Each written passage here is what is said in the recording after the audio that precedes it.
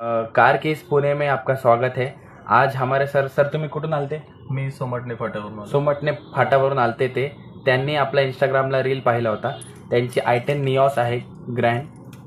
त्यांच्याकडे एक चावी होती, त्यांना अजून एक स्पेअरला बनवून हवी होती. हे बघा, ही त्यांची चावी आहे आणि ही आपण त्यांना नवीन फ्लिपकी डिझायनिश लुकमध्ये बनवून दिलं आहे, वर्किंग कंडिशनमध्ये.